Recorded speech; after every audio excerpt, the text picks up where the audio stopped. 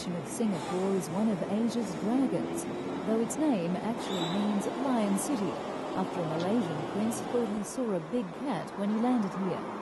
It has the world's busiest port and a thriving financial sector. Singapore sits at the tip of the Malay Peninsula. It's a city that's embraced everything modern, from towering skyscrapers to fully networked computer systems throughout the country. Major shopping centres, efficient public transport. It's one of the most affluent destinations in Asia.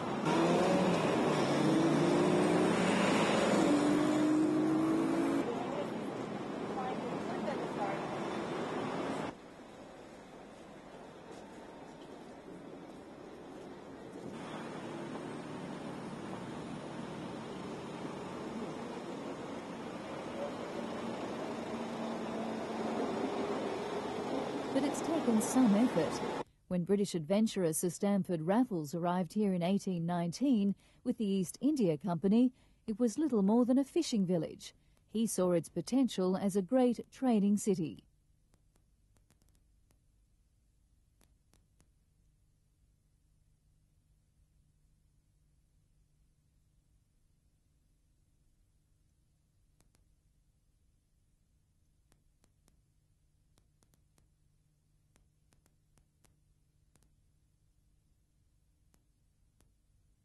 Singapore quickly flourished, but that didn't save it from the Japanese who swept over the country in 1942.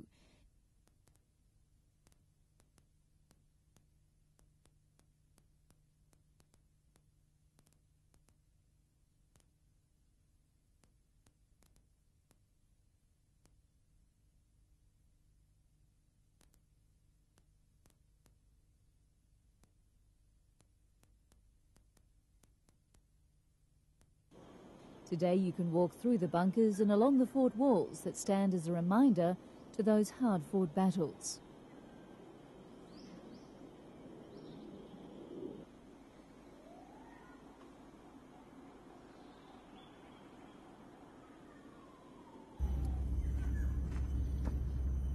Hi, I'm on the top of Fort Canning, and behind me is the old Fort Gate. This is the place where the British in 1942 surrendered Singapore to the Japanese. Nowadays, it's a beautiful park, a country club, and a wonderful place to come up and play a game of golf.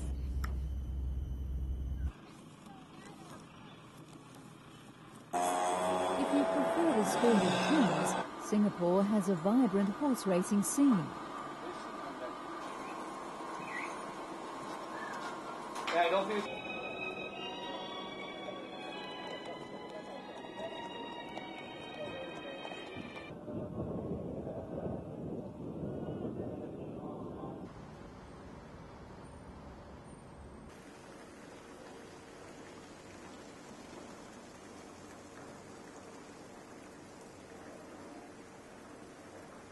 If your pursuits are a little more cultured, there's a wealth of museums and art galleries.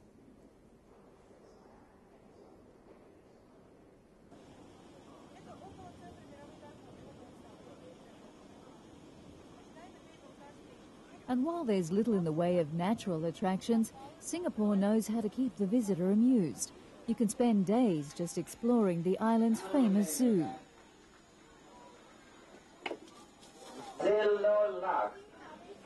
Looks like a fish is much faster. A fur coat in Singapore?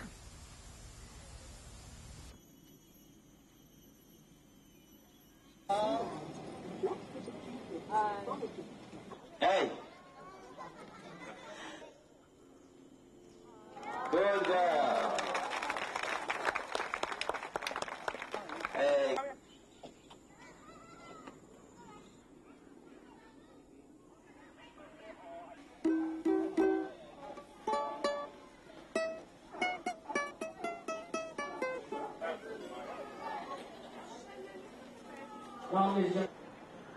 Around 3 million people are squeezed into this 616 square kilometre island, and the mix of cultures makes Singapore a true melting pot.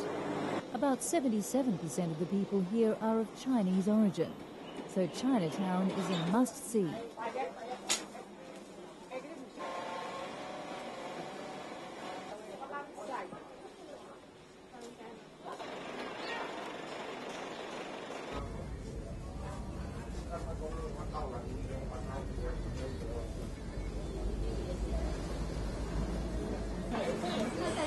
way to stay healthy is taking Chinese herbs, medicines.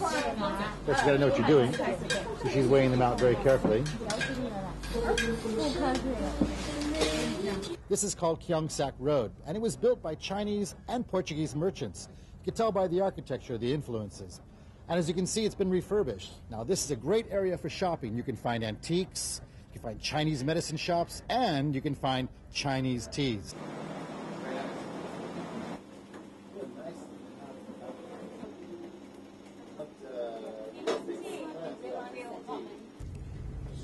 We have a huge variety of tea from China. This is our house brand, Puzichun. I'm sure this one is for you.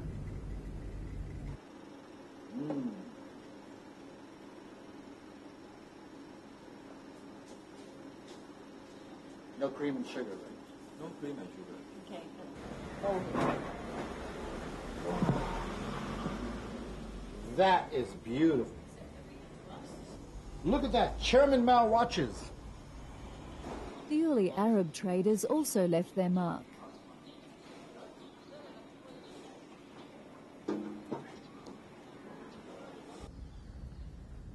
Now, Singapore was on the spice trail, which started in North Africa, went through Persia, and went all the way back up to China.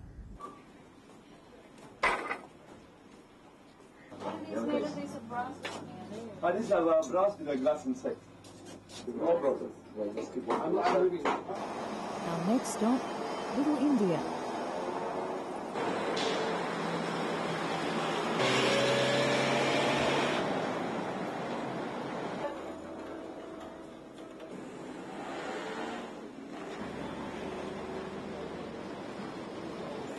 The rest of the community includes Malays, Indonesians, and just about all nationalities you can imagine. While Chedley was seeing the sights, I went on a tour of the hotels. Of course, every visitor can't leave without sampling a Singapore sling at Raffles.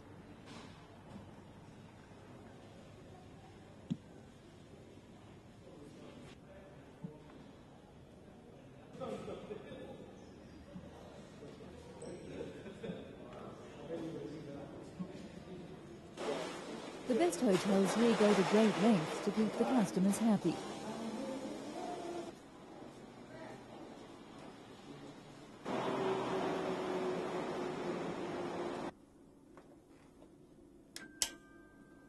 Bottle service.